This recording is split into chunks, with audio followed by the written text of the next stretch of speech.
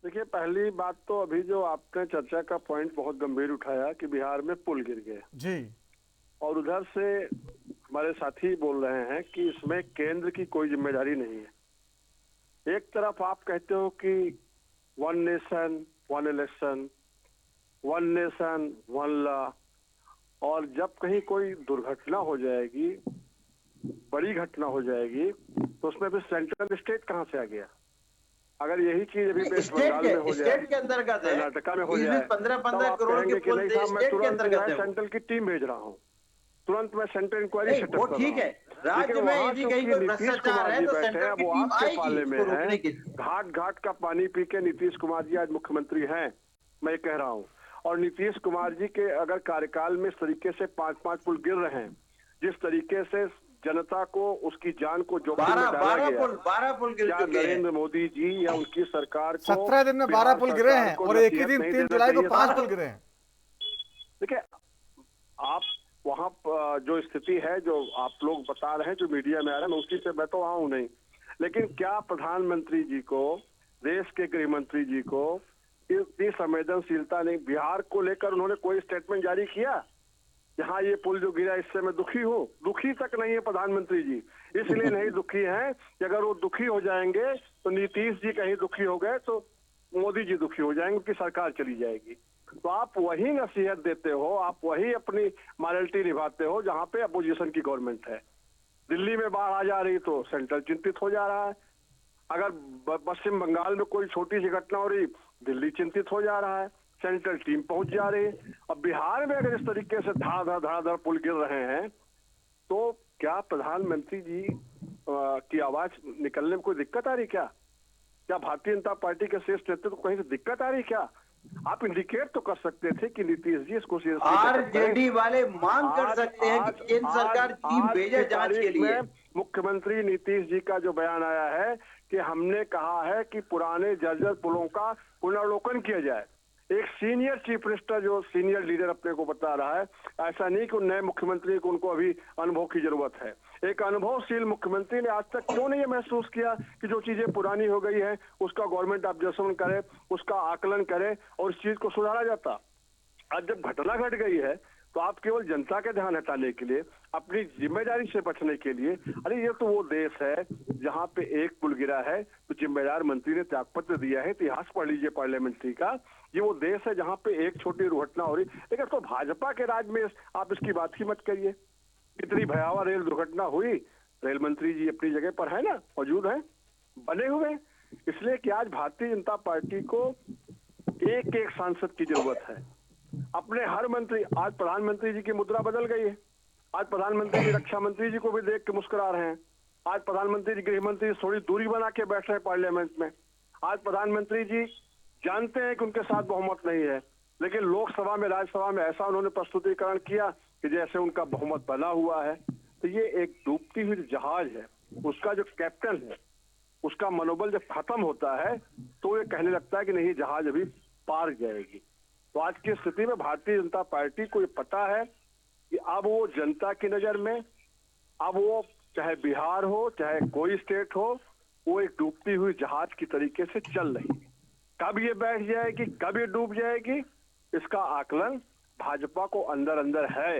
अब देखिए किस तरीके से कितने दिन तक नीतीश जी की शरण में, चंद्रबाबू नायडू जी की शरण में कितने दिनों तक काश की हाड़ी ये चढ़ी रहती है, ये वक्त बताएगा, समय बताएगा। ठीक है, लेकिन जिस तरीके से मॉरलिटी की बात भाजपा करती थी, उसे मेरे ख्याल से अब नैतिकता की बात नहीं करनी चाहिए। मोदी जी से तो कोई नैतिकता की उम्मीद कर ही नहीं रहा है, लेकिन भारतीय जनता पार्टी का एक चेहरा बेनकाब हो गया, जनता के सामने आ गया कि वहां आप नैतिक हो जाओगे जहां पे विपक्ष का मुख्यमंत्री होगा, विपक्ष की सरकार होगी। वहां आप अनैतिक बने रहोगे, आंख में पट्टी बांध लोगे जहां पे आपकी सरकार होगी या आपके सहयोगी दल की सरकार होगी। आज अगर एनडीए में ना होते नीतीश जी तो गृह मंत्री जी बहुत लंबा भाषण बिहार के लिए लेके निकलते कि इस पे जो है बहुत गंभीर हैं, हम बहुत सीरियस हैं, हम ये इंक्वायरी सेटअप करेंगे, हम जनता की जान नहीं जाने देंगे, हम जनता का हित सुरक्षित रखने वाले लोग हैं। लेकिन आज किसी के मुंह से एक लफ्ज नहीं निकल रहा है। क्या दिन आ गया भारतीय जनता पार्टी का कि संवेदना के भी शब्द आज नहीं बोला जा सकता बिहार में, इसलिए कि कहीं नीतीश जी का जो रवैया है, जो उनको पलटू राम जनता कह रही, स्वीकार कर रही है, आज उनकी छवि पलटू राम की हो गई है। उनको लग रहा है कि अगर हमने सही बात भी कह दी और कहीं नीतीश जी भ्रमित हो गए, भटक गए, तो सुबह दिल्ली का बल्ब बुझ जाएगा, सत्ता हाथ से जा सकती है। तो भाई नैतिकता की बात पे आप क्यों आ जाते हैं, क्यों आप स्टैंड करते हैं नैतिकता की बात पे? ठीक है, ठीक है, जवाब दीजिए सुकृति जी। जो काम नीतीश कुमार को करना चाहिए उनसे तो कहने की हिम्मत नहीं हो रही है। क्यों नहीं कह रहे भाई? प्रस्ताव पास करें ना स्थापना दिवस पे कि नीतीश कुमार इस्तीफा दो, वहां तो कह नहीं रहे हैं। अब नरेंद्र मोदी जी को कह रहे हैं तो ये जो है ये खींच निकाल रहे हैं, क्योंकि ये जानते हैं कि नीतीश कुमार की नजर तिरछी हुई तो ये फिर वापस जो है जेल की सीटों में चले जाएंगे।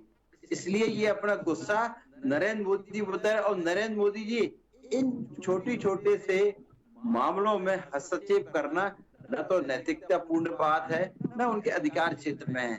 जहां पर एनडीए की से घटक दल की सरकार है, इसमें स्पष्ट रूप से नीतीश कुमार जी स्वयं जिम्मेदार हैं। इसका जवाब उनसे मांगना चाहिए और इनको भी नीतीश कुमार के इस विफलता के लिए एक प्रस्ताव पास कराइए कि नीतीश कुमार इस्तीफा दें। वो ऐसा कर नहीं सकते हैं ये, और जहां पर ये कुछ नहीं कर सकते हैं वहां पर मांग कर रहे हैं। अरे 7 सदस्यों वाले दल जो है 240 सदस्यों वाले दल से कैसे इस्तीफा मांग सकता है, और कोई इनके कहने पर इस्तीफा भी देते हैं। इन सब बातों में कोई औचित्य नहीं है। सारी बात तो ये है कि जो लालू यादव जी ने कहा है कि सरकार गिर जाएगी, ये जो बिहार की जनता ने खुद लालू यादव के खिलाफ मैंडेट दिया है, उनसे ज्यादा सक्सेस रेट तो आपके चिराग पासवान जी का है। अब आपको अपनी स्थिति का अंदाज लगा सकते हैं कि जनता कितने हमारे पक्ष में है। अब जनता को गुमराह करने के लिए नई नई कहानियां, नए नए सिगुफे अफवाहें छोड़ रहे हैं, लेकिन अब वो उन अफवाहों का न बिहार की जनता पे असर होने वाला है और केंद्र पे तो असर होगा ही नहीं, क्योंकि वहां पर भारतीय जनता पार्टी, जनता दल यू और टीडीपी, ये 3 दल है और वहां ज्यादा दलों का जमावड़ा भी नहीं है जितना यहाँ आपस में लड़ने झगड़ने वाले दल है। वहां सब गंभीर लोग हैं। टीडीपी को अपने राज्य के विकास की चिंता है और लालू यादव को अपनी फिर से मुख्यमंत्री बनने की चिंता है, और इन दोनों का उद्देश्य केवल केंद्र के सहयोग के बिना पूरा नहीं हो सकता है। तो केंद्र की सरकार को कोई खतरा नहीं है, जो खतरा है तो आरजेडी को है, लालू यादव के है, और यदि होगा भी तो सीटें कम ज्यादा बिहार में हो सकती है। केंद्र को कहीं कोई फर्क नहीं पड़ने वाला है। ठीक है, सुशील वकील साहब, सबकी बात सुनी आपने। क्या वाकई विपक्ष गुमराह कर रहा है जनता को नए नए शगुफे छोड़ के, और इसके पीछे की वजह क्या है? चौहान साहब, सबसे पहले मैं बताना चाहूँ कि इस आपके चैनल में जैसे आज का प्रोग्राम हुआ, बोलने से ज्यादा मनोरंजन मिला। आपके जो कराए कांग्रेस ज्यादा मनोरंजन में कराया।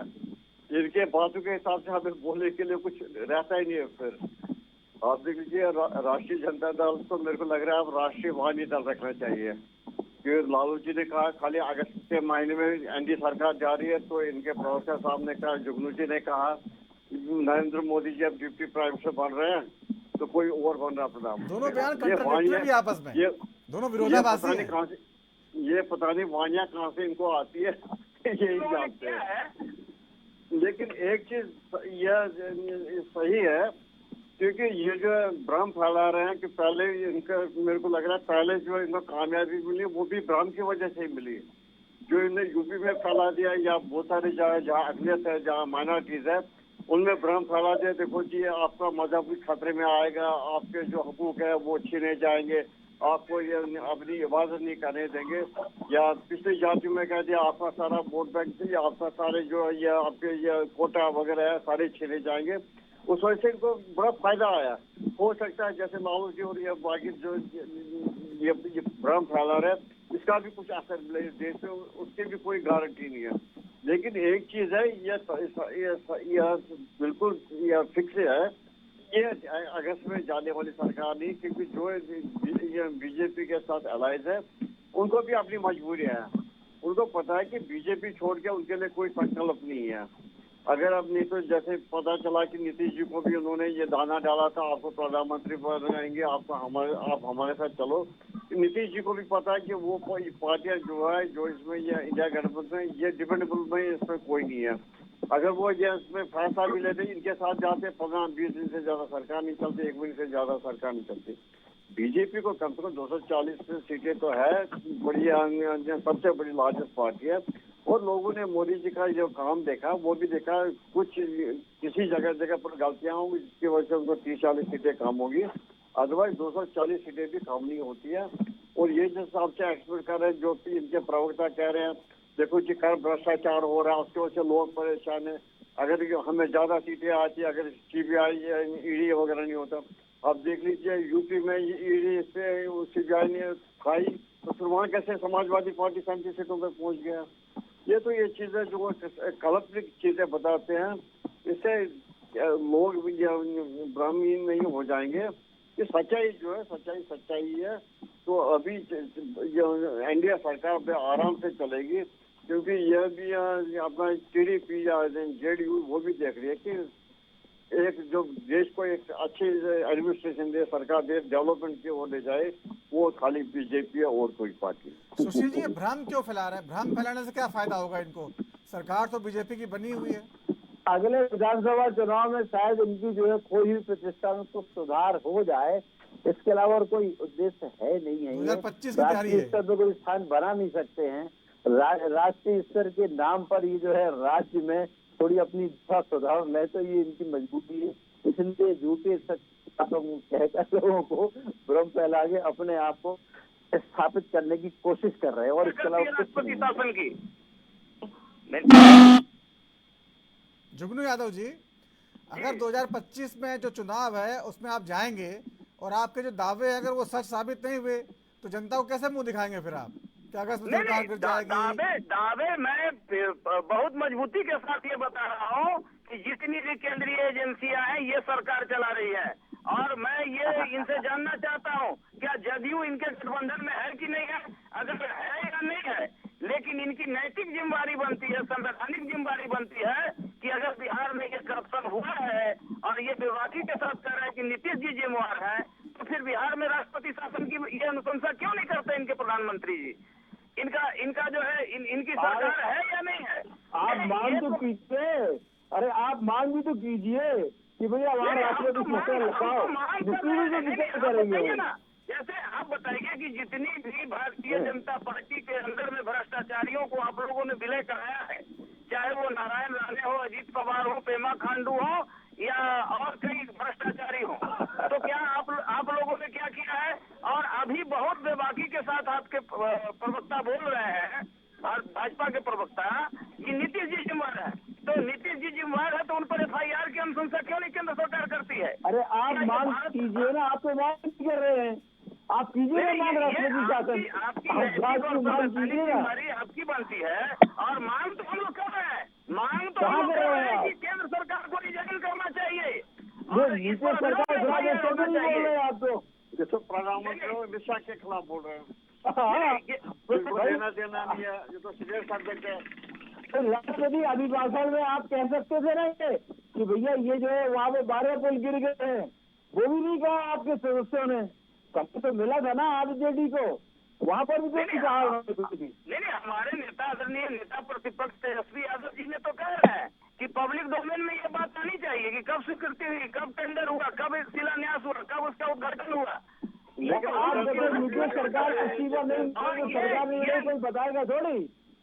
नहीं, और एक दिन भी हमको लगता है इसी जो है सो शर्म से आपके उप मुख्यमंत्री सम्राट चौधरी जी जाकर मुंडन करवा लिए।